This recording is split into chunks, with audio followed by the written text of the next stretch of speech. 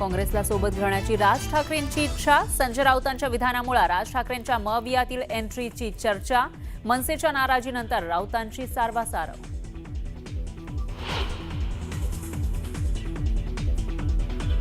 राज ठाकरेंच्या मनसेला महाविकास आघाडीमध्ये सोबत घेण्याबाबत अद्याप कोणतीही चर्चा नाही, काँग्रेसचं स्पष्टीकरण. मुंबई महापालिका स्वबळावर लढण्यासाठी काँग्रेस कार्यकर्ते आणि पदाधिकारी आग्रही. अंतिम निर्णय मात्र वरिष्ठ नेतेच घेणार, महाराष्ट्र काँग्रेस प्रभारी चन्निथला यांची माहिती.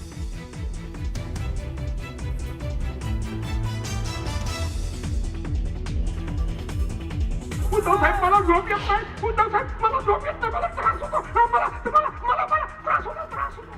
मी अतिशय जबाबदारी बोलतो. ठाण्यातल्या सभेतून भास्कर जाधव यांनी रामदास कदमांना सुनावलं. बाळासाहेबांबाबत असं विधान करणाऱ्याची जीभ का हसडली नाही, एकनाथ शिंदेंना सवाल.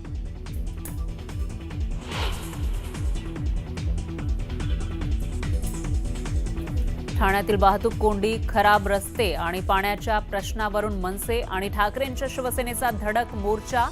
शिवसैनिक मनसैनिकांची मोठी गर्दी, तर पवारांची राष्ट्रवादीही मोर्चात सहभागी.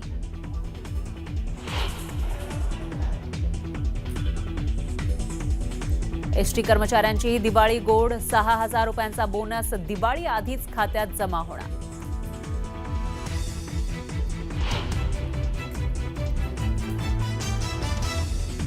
दहावी आणि 12वीच्या परीक्षांचं वेळापत्रक जाहीर. 12वीची परीक्षा 10 फेब्रुवारी ते 18 मार्चला, तर 10वीची परीक्षा 20 फेब्रुवारी ते 18 मार्च दरम्यान.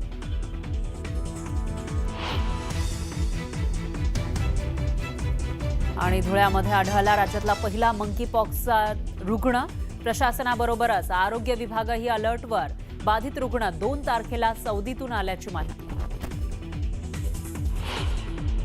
दादा काय झालंय आता हल्ली चाललंय असं आहे की जे बोलताय ना की आम्हाला सन्मान भेटणार का, करावा ना, हिंदू धर्मात प्रवेश करावा.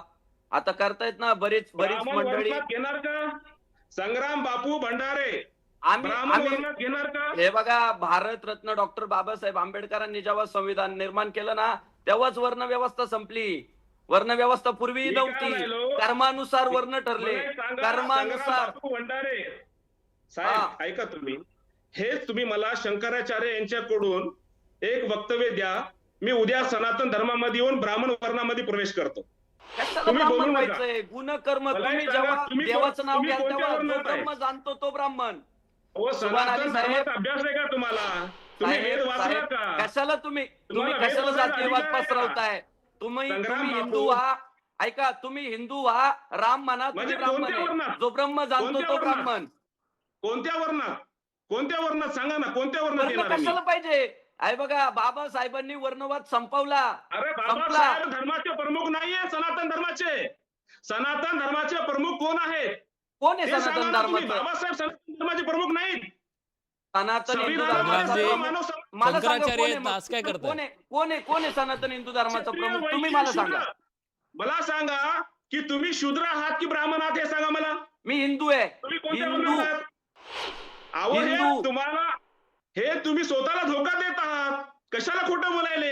काय खोटं बोलायची गरज नाहीये. हिंदू धर्मात जन्माला आलेला जो स्वतःला हिंदू म्हणून घेतो ना, तो प्रत्येक जण हिंदू धर्माचा मालक आहे. हा हिंदू धर्म कोणा एकट्याची मक्तेदारी नाही. नाही, कुठलाच शंकराचार्य म्हणत नाही मी हिंदू धर्माचा मालक आहे. स्पष्ट मत आहे, जो वर्णाश्रम व्यवस्था मानत नाही तो हिंदू नाहीये. सनातन धर्मामध्ये वर्ण व्यवस्था आहे, असं काही बोलू नका. संग्राम बापू राजकारण वेगळं आहे. ठीक आहे, त्याच्यावर एक वेगळी चर्चा करूया आपण. आपला मुद्दा जाऊ नये. मी दोघांनाही वेळ दिला, पुरेसा वेळ दिला. भागवत तावरे आपल्या सोबत आहेत. भागवतजी, तुमचा पक्ष काय आहे मी सांगायची गरज नाहीये. तुमचा पक्ष फुले शाहू आंबेडकर या सगळ्यांचा जप करणारा आहे. आणि आज तुमच्या पक्षाचे आमदार मात्र हिंदुत्वाचा नारा बुलंद करतायत. तुम्ही सांगून नोटीस देऊन सुद्धा काही फरक पडत नाहीये त्यांना. तुमची भूमिका काय नेमकी? मी आज तर तुमचे काही फोटो बघितले, तुम्ही गांधीगिरीनं त्याला उत्तर दिलेलं आहे, पण पक्षाची भूमिका काय? आता काय करणार? तुमच्या हाताबाहेरची केस झाली. गुलाजी, पक्षाची भूमिका अगदी स्वच्छ आहे. ती अनेकदा आम्ही व्यक्त केली. आमच्या पक्षाचे प्रमुख राज्याचे उपमुख्यमंत्री अजितदादा पवार यांनी आपण जे आमदारांच्या संदर्भात बोलतात त्यांच्या संदर्भात अगदी कठोर बाबतीतले वक्तव्य केलेले आहेत आणि 3 दिवसाचा जो पिरियड आम्ही त्यांना दिलेला आहे 3 दिवसामध्ये ते पक्षाला उत्तर देतील.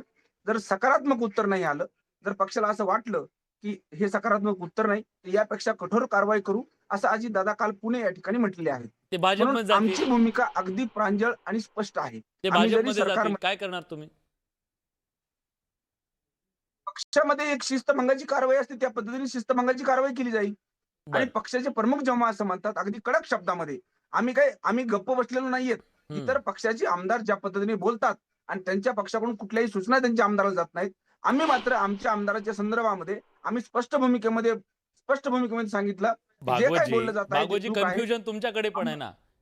मला सांगा, तुम्ही भाजपच्या सोबत कट्टर हिंदुत्वाचा पुरस्कार करणाऱ्या भाजपसोबत सत्तेत बसता आणि त्यांचे विचार मानू नका म्हणता.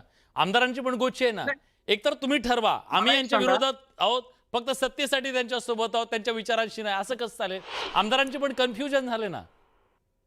जेव्हा लोकप्रतिनिधी एकत्रित येऊन सरकार चालवतात ते एकाच विचारसरणीचे असतात असं कोणी सांगितलं? भारतीय जनता पार्टी सोबत मुफ्ती महबूबा सोबत गेले होते काश्मीरमध्ये. आम्ही त्याच्यावरून थेट आयडिओलॉजी तर शेअर नाही करत ना.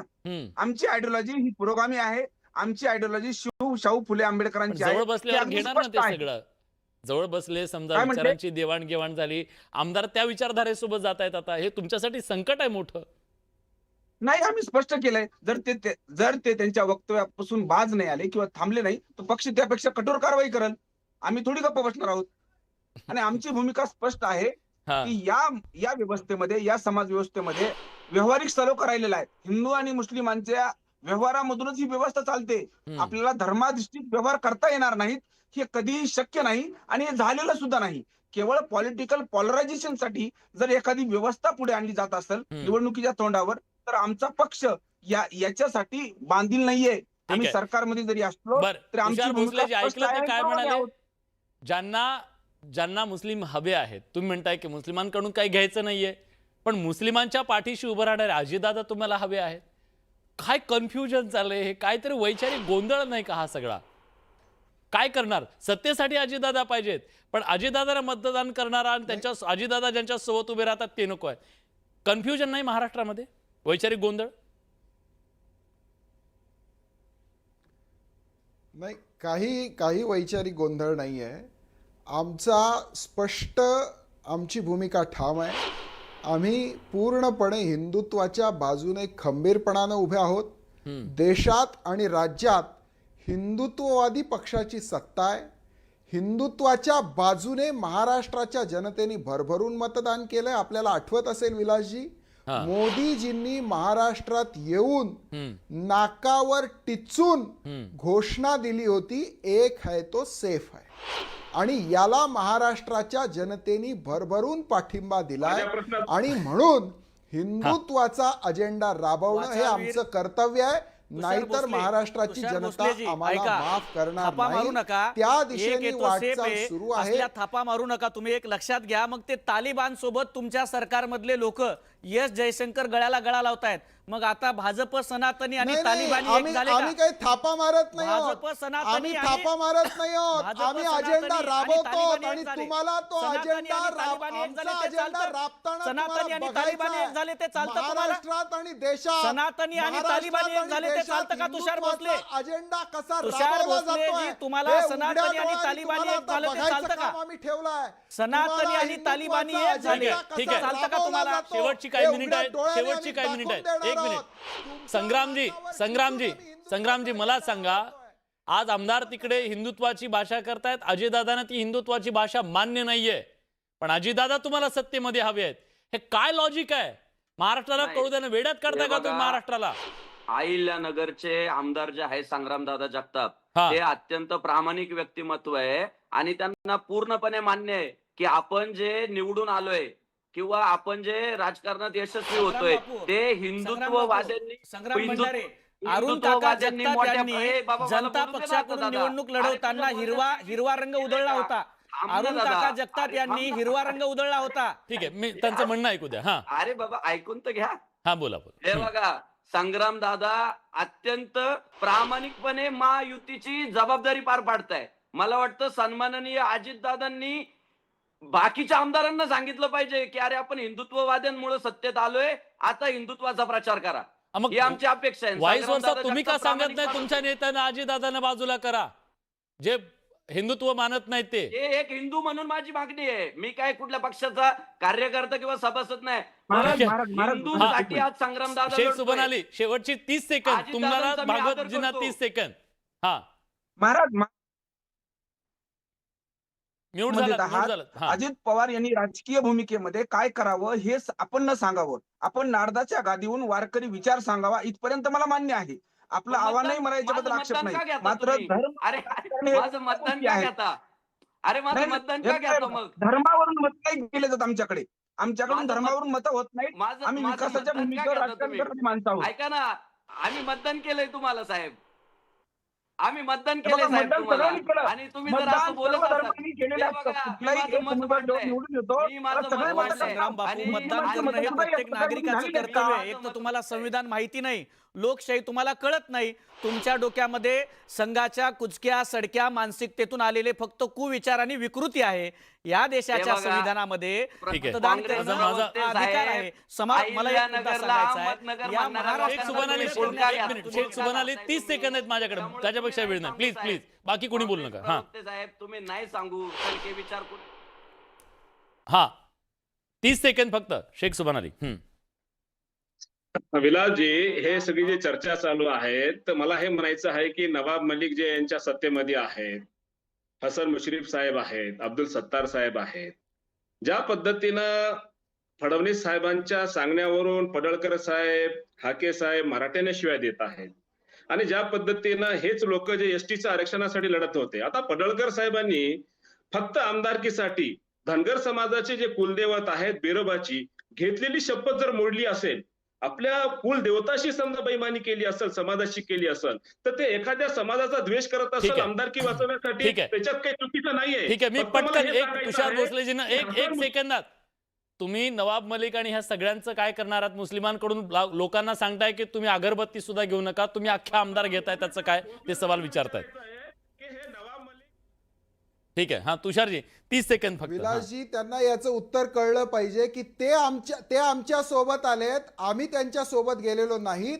त्यांनी हिंदुत्वाची विचारधारेचं त्यांना सरकार घ्यायचं की नाही वरती याची आणि अक्कल खालती असली आहे. पाहिजे ना ते तुम्हाला. आमच्या सोबत त्यांना आलेत, घ्यायचं की नाही आमच्या याची विचारांना अक्कल असली पाहिजे पुरस्कार ना. त्यांनी केलाय. आम्ही कशाला? आमचं राजकारण इन्क्लुझिव्ह आहे. ते आमच्या विचारधारेवर चालत असतील तर आम्हाला काय? ज्याला पटलं नाही तो बाहेर ठीक पडेल. आहे, ठीक आहे. ज्याला महाराष्ट्रातली जनता